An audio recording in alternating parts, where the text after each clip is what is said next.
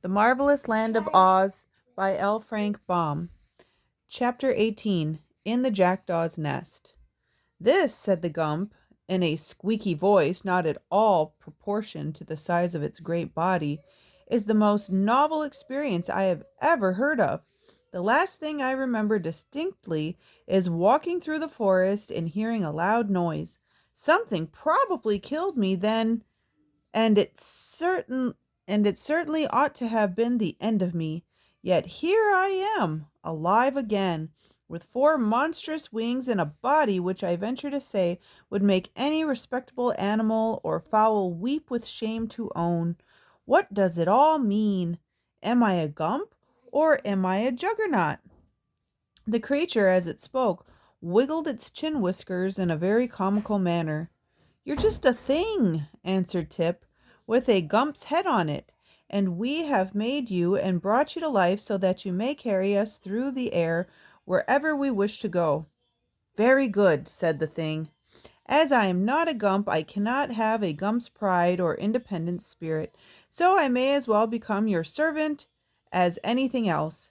My only satisfaction is that I do not seem to have a very strong constitution, and am not likely to live long in a state of slavery." "Don't say that, I beg of you," cried the Tin Woodman, whose excellent heart was strongly affected by this sad speech. "Are you not feeling well today?" "Oh, as for that," returned the Gump, "it is my first day of existence, so I cannot judge whether I am feeling well or ill." And it waved its broom tail to and fro in a pensive manner. "Come, come," said the Scarecrow kindly. "Do not try to be more cheerful, and take life as you find it. We shall be kind masters, and will strive to render your existence as pleasant as possible. Are you willing to carry us through the air wherever we wish to go?" "Certainly," answered the Gump. "I greatly prefer to navigate the air, for should I travel on the earth and meet with one of my own species, my embarrassment would be something awful." "I can appreciate that," said the Tin Woodman sympathetically. "And yet," continued the thing, "when I carefully look you over, my masters, none of you seem to be constructed much more artistically than I am." "Appearances are deceitful," said the Woggle-Bug earnestly. "I am both highly magnified and thoroughly educated." "Indeed," murmured the Gump indifferently. "And my brains are considered remarkably rare specimens," added the Scarecrow proudly. "How strange," remarked the Gump. "Although I am of tin," said the Woodman, "I own a heart altogether the warmest and most admirable in the whole world." "I'm delighted to hear it," replied the Gump with a slight cough. "My smile," said Jack Pumpkinhead, "is worthy your best attention. It is always the same." "Semper idem," explained the Woggle-Bug pompously, and the Gump turned to stare at him. "And I," declared the Sawhorse, filling in an awkward pause, "am only remarkable because I can't help it." "I am proud indeed to meet with such exceptional masters," said the Gump in a careless tone. Blah, blah, blah. "If I could but secure so complete an introduction to myself, I would be more than satisfied." "That will come in time," remarked the Scarecrow. "To know thyself is considered quite an accomplishment, which it has taken us, who are your elders, months to perfect. But now," he added, turning to the others, "let us get abroad and start upon our journey." "Where shall we go?" asked Tip, as he clambered to a seat on the sofas and assisted the Pumpkinhead to follow him. "In the South Country rules a very delightful queen called Glinda the Good, who I am sure will gladly receive us," said the Scarecrow, getting into the thing clumsily. "Let us go to her and ask her advice." "That is cleverly thought of," declared Nick Chopper, giving the Woggle-Bug a boost and then toppling the Sawhorse into the rear end of the cushioned seats. "I know Glinda the Good, and believe she will prove a friend indeed." "Are we all ready?" asked the boy. "Yes," announced the Tin Woodman, seating himself beside the Scarecrow. "Then," said Tip, addressing the Gump, Be kind enough to fly with us to the southward, and do not go higher than to escape the houses and trees, for it makes me dizzy to be up so far." "All right," answered the Gump briefly. It flopped its four huge wings and rose slowly into the air, and then, while our little band of adventurers clung to the backs and sides of the sofas for support, the Gump turned toward the south and soared swiftly and majestically away. "The scenic effect from this altitude is marvelous," commented the educated Wogglebug as they rode along. "Never mind the scenery," said the Scarecrow. "Hold on tight or you may get a tumble. The thing seems to rock badly." "It will be dark soon," said Tip, observing that the sun was low on the horizon. "Perhaps we should have waited until morning. I wonder if the Gump can fly in the night." "I've been wondering that myself," returned the Gump quietly.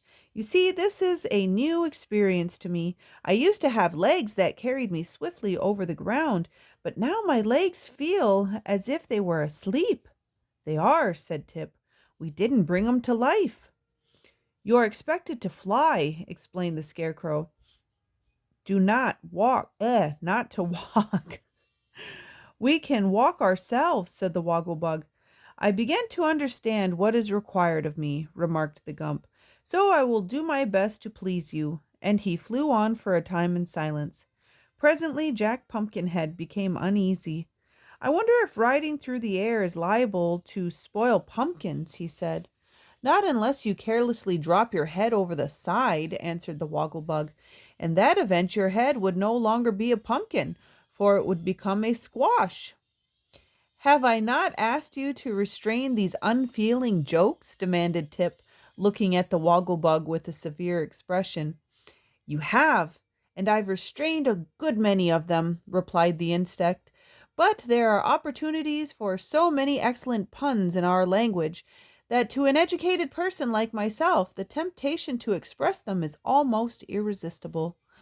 People with more or less education discovered those puns centuries ago," said Tip. "Are you sure?" asked the Wogglebug with a startled look. "Of course I am," answered the boy. "An educated Wogglebug may be a new thing, but a Wogglebug education is as old as the hills, judging from the display you make of it." The insect seemed much impressed by this remark, and for a time maintained a meek silence. The Scarecrow, in shifting his seat, saw upon the cushions the pepper box which Tip had cast aside, and began to examine it. "Throw it overboard," said the boy. "It's quite empty now, and there's no use keeping it." "Is it really empty?" asked the Scarecrow, looking curiously into the box. "Of course it is," answered Tip. "I shook out every grain of powder." "Then the box has two bottoms," announced the Scarecrow, "for the bottom on the inside is fully an inch away from the bottom on the outside." "Let me see," said the Tin Woodman, taking the box from his friend. "Yes," he declared after looking it over, "the thing certainly has a false bottom. Now I wonder what that's for." "Can't you get it apart and find out?" inquired Tip, now quite interested in the mystery. "Why, yes, the lower bottom unscrews," said the Tin Woodman. "My fingers are rather stiff. Please see if you can open it." He handed the pepper box to Tip, who had no difficulty in unscrewing the bottom, and in the cavity below were 3 silver pills with a carefully folded paper lying underneath them. This paper the boy proceeded to unfold, taking care not to spill the pills, and found several lines clearly written in red ink. "Read it aloud," said the Scarecrow, so Tip read as follows: "Dr. Nikitic's celebrated wishing pills. Directions: for use, swallow 1 pill, count 17 by twos, then make a wish. The wish will immediately be granted. Caution: keep in a dry and dark place."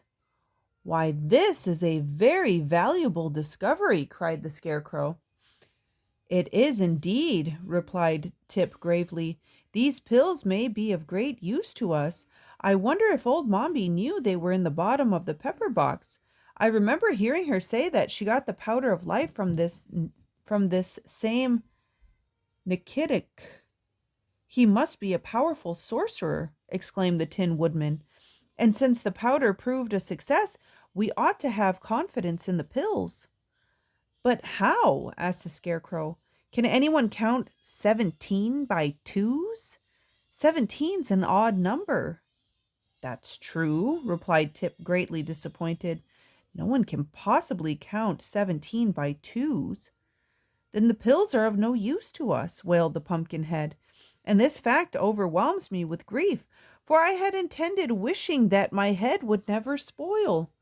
Nonsense, said the Scarecrow sharply. If we could use the pills at all, we would make far better wishes than that. I don't see how anything could be better, protested poor Jack. If you were liable to spoil at any time, you could understand my anxiety. For my part, said the Tin Woodman, I sympathize with you in every respect, but since we can't count 17 by 2, sympathy is all you are liable to get.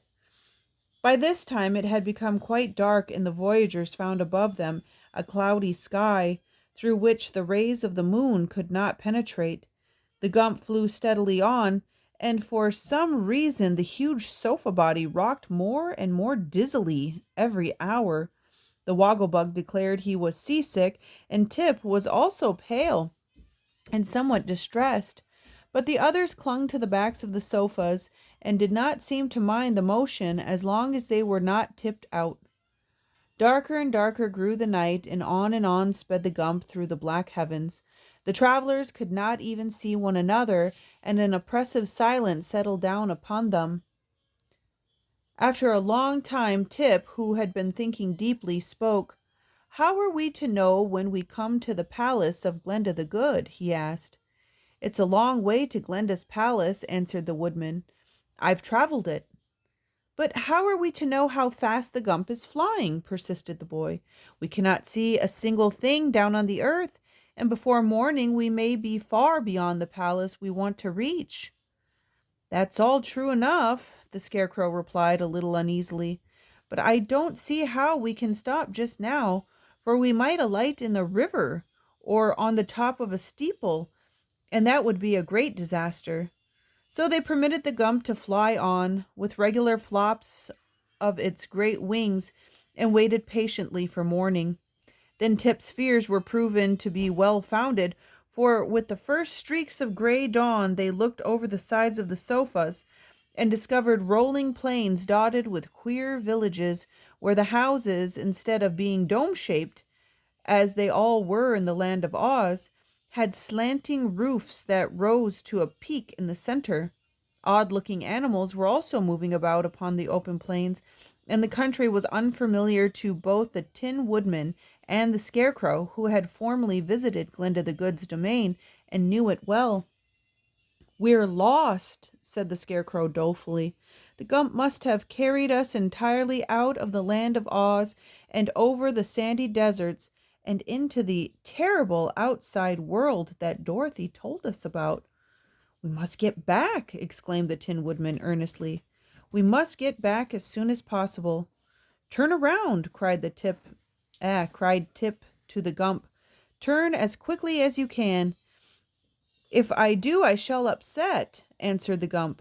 "I'm not at all used to flying, and the best plan would be for me to alight in some place, and then I can turn around and take a fresh start." Just then, however, there seemed to be no stopping place that would answer their purpose. They flew over a village so big that the Wogglebug declared it was a city, and then they came to a range of high mountains with many deep gorges and steep cliffs showing plainly. "Now is our chance to stop," said the boy, finding they were very close to the mountain tops.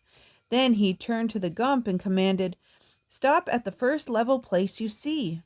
"Very well," answered the Gump, and settled down upon a table of rock that stood between two cliffs. But not being experienced in such matters, the Gump did not judge his speed correctly, and instead of coming to a stop upon the flat rock, he missed it by half the width of his body, breaking off both his right wings against the sharp edge of the rock, and then tumbling over and over down the cliff. Our friends held on to the sofas as long as they could, but when the gump caught on a projecting rock, the thing stopped suddenly, bottom side up, and all were immediately dumped out. By good fortune, they fell only a few feet, for underneath them was a monster nest, built by a colony of jackdaws in a hollow ledge of rock. So none of them, not even the Pumpkinhead, was injured by the fall. For Jack found his precious head resting on the soft breast of the Scarecrow, which made an excellent cushion, and Tip fell on a mass of leaves and papers, which saved him from injury. The Wogglebug had bumped his round head against the Sawhorse, but without causing him more than a moment's inconvenience. The Tin Woodman was at first much alarmed, but finding he had escaped without even a scratch upon his beautiful nickel plate, he at once regained his accustomed cheerfulness and turned to address his comrades. Our journey had ended rather suddenly, he said, and we cannot justly blame our friend the Gump for our accident, because he did the best he could under the circumstances. But how we are ever to escape from this nest, I must leave to someone with better brains than I possess.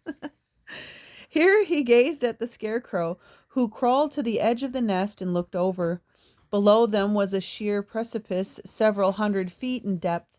Above them was a smooth cliff, unbroken save by the point of rock where the wrecked body of the Gump still hung suspended from the end of one sofa. There really seemed to be no means of escape, and as they realized their helpless plight, the little band of adventurers gave way to their bewilderment. "This is a worse prison than the palace," sadly remarked the Wogglebug. "I wish we had stayed there," moaned Jack. "I'm afraid the mountain air isn't good for pumpkins." "It won't be when the jackdaws come back," growled the Sawhorse, which lay waving its legs in a vain endeavor to get upon its feet again. Jack